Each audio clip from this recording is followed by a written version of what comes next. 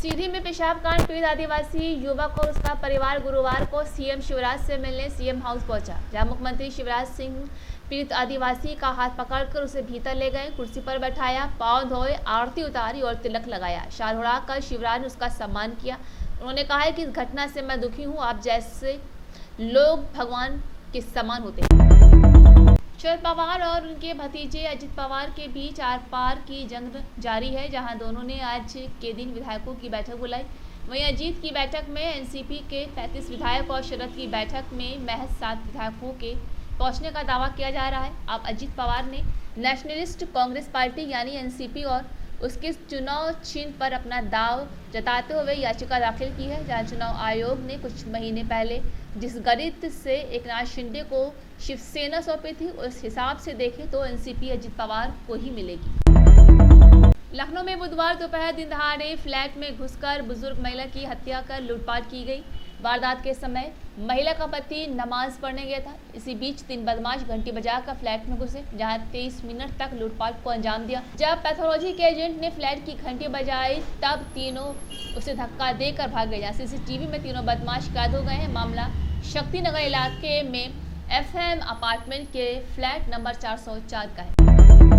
राजस्थान में होने वाले चुनाव की तैयारियों पर चर्चा के लिए कांग्रेस मुख्यालय में बैठक हो रही है, जहां बैठक में कांग्रेस अध्यक्ष मल्लिकार्जुन खड़गे, कांग्रेस नेता राहुल गांधी, सचिन पायलट, KC वेणुगोपाल सहित अन्य वरिष्ठ नेता भी उपस्थित रहे। 2024 यानी लोकसभा चुनाव से पहले भाजपा खासतौर से यूपी में अपने ऊपर लगे सभी दाग और धब्बे धो पोंछ लेना चाहती है। इसके लिए PM मोदी के अगले मंत्रिमंडल विस्तार में ही कई बड़े फैसले लिए जाएंगे। सबसे चौंकाने वाला फैसला इस कड़ी में लखीमपुर खीरी कांड से विवाद में आए गृह राज्य मंत्री अजय मिश्र टेनी की मोदी मंत्रिमंडल से छुट्टी हो सकती है। इसी तरह भारतीय कुश्ती महासंघ के पूर्व अध्यक्ष और भाजपा सांसद ब्रजभूषण शरण सिंह को अगले लोकसभा चुनाव में टिकट मिलना भी मुश्किल होगा।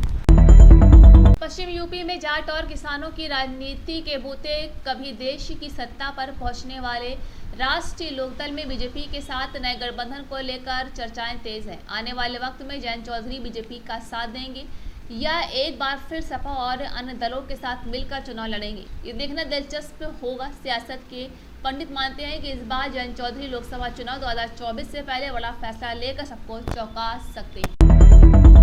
लखनऊ में सीएम योगी ने डॉक्टर श्यामा प्रसाद मुखर्जी की 123वीं जयंती पर श्रद्धांजलि दी। उन्होंने कहा है कि श्यामा प्रसाद मुखर्जी ने भारतीय जनसंघ की स्थापना की थी। भारत के प्रति जो उनकी सोच थी, उसे प्रधानमंत्री मोदी के नेतृत्व में लागू किया जा रहा है। उन्होंने 35 साल की आयु में कोलकाता विश्वविद्यालय के शिक्षा के लिए अनेक काम किए। देश की खाद्य नीति क्या होनी चाहिए, उसकी जो आधारशिला उन्होंने रखी, वो आज भी उदाहरण है। केरल के राज्य में भारी बारिश के कारण पतनमतिट्टा जिला के तिरुवल्ला और मलपल्ली क्षेत्र में भारी जलभराव हुआ है, जिस कारण वहां लोगों को काफी दिक्कतों का सामना भी करना पड़ रहा है। महाराष्ट्र कांग्रेस की कोर कमेटी की बैठक चल रही है, जहां LOP राज्य की मौजूदा राजनीति स्थिति और लोकसभा चुनाव पर चर्चा होने की संभावना है। बैठक में कांग्रेस के प्रदेश अध्यक्ष नाना पटोले, बाला साहब थोराट, पृथ्वीराज चौहान सहित अन्य वरिष्ठ नेता उपस्थित हैं। उत्तर प्रदेश के कानपुर में टमाटर और अन्य सब्जियों की कीमत में बढ़ोतरी होने से आम जनता परेशान है। एक व्यक्ति ने बताया है कि सब्जी अब सोने की कीमत में आ रही है। बारिश होने के बाद टमाटर अब 150-160 रुपए किलो बिक रहा है। धनिया 200 रुपए किलो, अदरक 200 से 260 रुपए बिक रहा है। जहां लोगों की आमदनी कम हो रही है और महंगाई बढ़ रही है, ये सोचने का विषय है। दिल्ली पुलिस स्पेशल सेल ने रोहिणी सेक्ट 29 और 30 के आसपास मुठभेड़ के बाद कॉन्ट्रैक्ट किलर कामिल को गिरफ्तार कर लिया है, जहां पुलिस के अनुसार उसके खिलाफ 12 से अधिक मामले दर्ज हैं, जिसमें हाल ही में दिल्ली में जामा मस्जिद इलाके में गोलीबारी में एक व्यक्ति की मौत का मामला भी शामिल है। कामिल के पास से एक पिस्टल बरामद हुई है, पूछताछ जारी है।